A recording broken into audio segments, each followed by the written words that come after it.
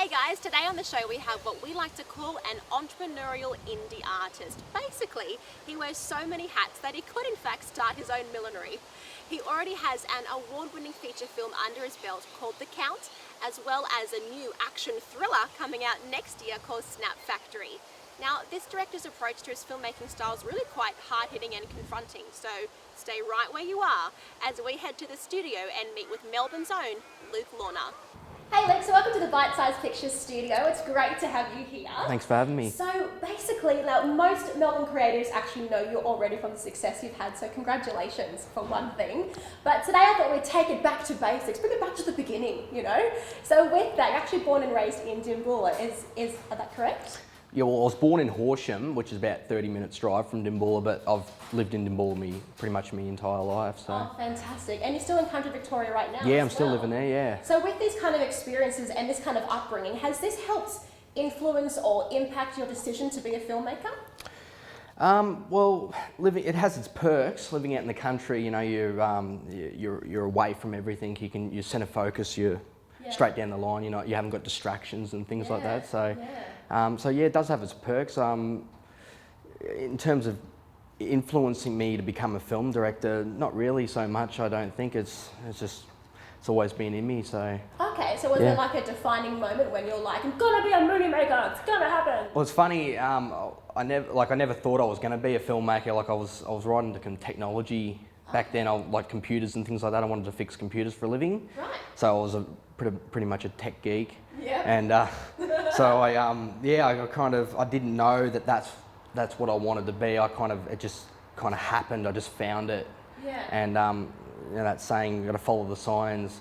Yeah. I had people coming up to me, saying stuff like, "Oh, I'll see you on TV," and things like that. It never really dawned on me because they must have saw something in me from as a child growing up and that. So that's great. So I found out later on that I wanted to become a filmmaker. From like external parties saying this is something which we see inside of you, and then suddenly you found it as well. Yeah. That's awesome. Yeah. They actually have quite a solid acting background. So do you feel as though this helps shape your directing style because you actually have an understanding of the actor's perspective? Well, I think it's like I keep saying to a lot of people, having the acting knowledge that I have has helped me. It has shaped my relationship when I direct actors on screen. Yeah. It's because I've got that understanding behind me. I know what they're thinking and feeling, and I can apply that to my directing skills. So it's like when people work with me on set, it's like I do everything for the actor. I'm like, you know what I mean? So I'm kind of like, I give them full freedom and flexibility, but I've got my little perks as well that goes with. So that's fantastic. Yeah. You actually have your own production company called Shilling Entertainment, which started about 14 years ago. Yeah, a while ago, yeah. So with that as well, what I love about your kind of mission statement for your company is you're making films that have impact. So what does that mean to you? What does it mean to make a film with impact? What we stood for back in the day when we come up with the idea for Shilling, it's just two friends like me and my co-founder Scott Hadzik, who's retired now. We come up with this idea. We're very creative people, and we wanted to create stuff that was original. Okay. I'm getting sick of seeing the remakes out there and the same stuff that everyone's done before, and I guess a lot of other people are as well. But I want to come up with stuff that's never been touched base on, Okay. So, but the whole impact side of things just kind of come into it later on. It was I love blowing things up, you know what I mean? Like I love car chases and people getting shot and all that type of stuff. So impact, to grab the audience's attention and hold them there, that's a very important thing for me. Your feature film, The Count, right? You actually wrote it, you directed it, and you produced it, so my goodness. So with all of that, actually went on to receive the Silver Screen Award at the Nevada Film Festival, which is amazing. But what intrigues me most about this particular film is that it was all shot on a handheld camera. Yeah, right? That's right, yeah. So what was the decision behind this kind of cinematographic style? What was the choices there? Well, it's funny because when I first come up with the idea, I was doing like little day jobs here in Bendigo. I was living in Bendigo at the time for 6 years. And so I was doing a lot of factory work and things like that. So I had nothing but time to think and be creative. And so I just it was a lot of, it come down to a lot of watching movies, a lot of R&D, a lot of study. It just didn't happen overnight. It took it probably took a good year to prep and plan that film. Sure, yes. And like that was to try and get everything organised as well. But the style, it was originally supposed to be shot like a Hollywood movie, just your classic shot placement. There was a script for the film, but we never used the script because it sounded, I don't know. We started improvising on the day, and it sounded nice. So I thought, I want to try and make a fully improvised film if I can, and we did that. But when you're trying to film a movie like a Hollywood shot placement with an improvised script, it's impossible. It's not going to happen. That's right. So I tried. At least I tried, and no one could knock me for that. So I learnt the hard way, but it was worth it because the understanding I've got now, and that's the most important thing, is the understanding what you get left behind when you make a movie. That's priceless. No one can take that away. You know, money can't buy that.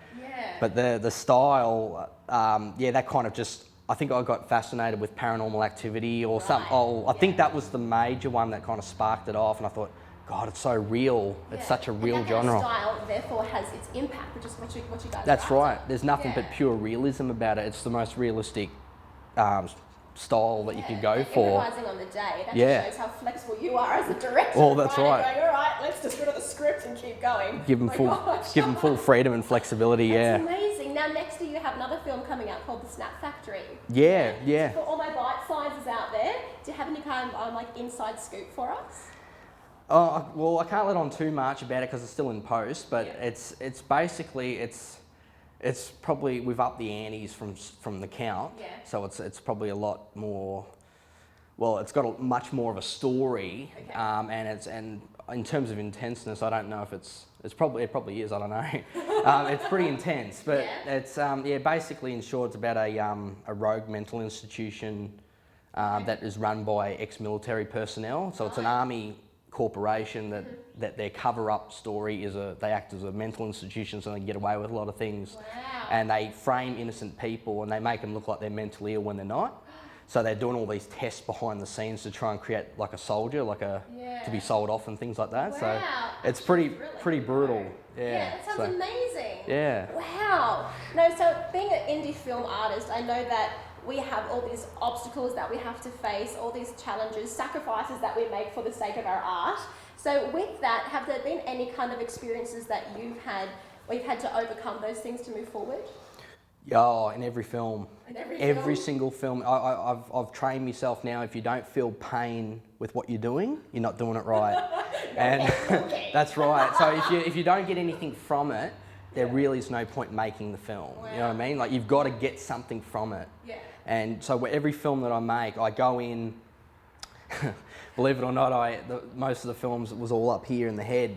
So I never organised everything. It was all, I should have made it a lot easier for myself, but I didn't. It was all up here. So I was trying to get everything out of my head and make a movie. But now I've learnt the importance of being organised and having everything laid out for your cast and crew.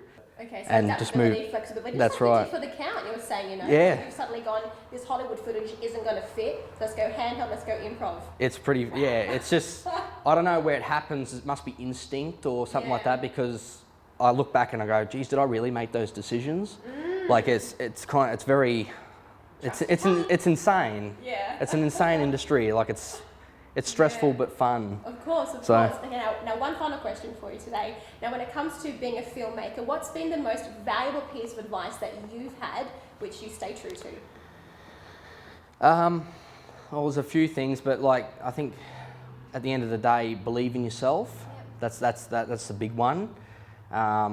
You've got to have faith in what you do, and you've got to just, if you can see it, you can make it. So like, if you can see it in your head, there's nothing stopping you from making that. Fantastic. You just got to push through it. I know things are tough, like, you know, in terms of money and locations and things like that, but at the end of the day, look, you know, every film that I have thought of, I have made, and it can be done. Fantastic. And I'm walking, living proof of that. So that's awesome. So if you can dream it, you can do it. That's right. For being a part of the Bite Size Pictures studio here today. So for more information, by all means head to our website, which is bitesizepictures.com, or to our Facebook page, facebook.com/bitesizepictures.